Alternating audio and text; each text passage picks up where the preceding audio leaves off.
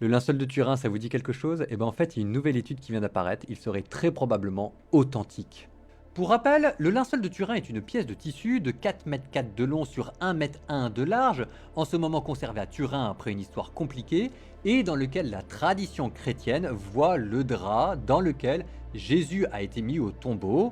Les chrétiens y sont particulièrement attachés, puisque si Jésus est mort, ressuscité et qu'il est monté au ciel avec son corps, il ne saurait y avoir de reliques de Jésus, mais simplement ce qu'on appelle des reliques de contact.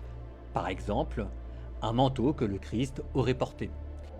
Le linceul de Turin, à vrai dire, ne suscitait plus guère l'enthousiasme des foules fin du 9e siècle, jusqu'au jour où, après l'invention de la photographie, Pia, un photographe italien, décide en 1898 de photographier le linceul.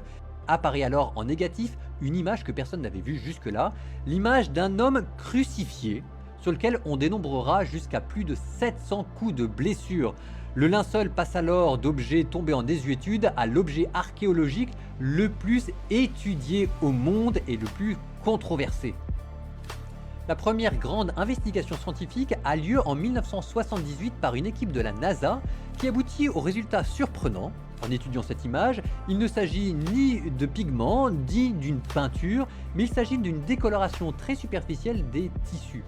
Les résultats de cette première enquête vont plutôt dans le sens de ceux qui prônent l'authenticité du linceul, et les recherches vont se poursuivre plutôt confiantes jusqu'au moment où arrive la douche froide en 1988.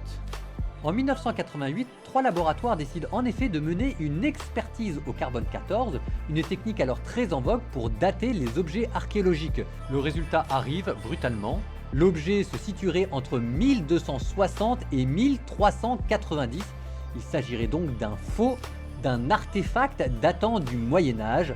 C'est une énorme déception. Mais aussitôt, la controverse apparaît.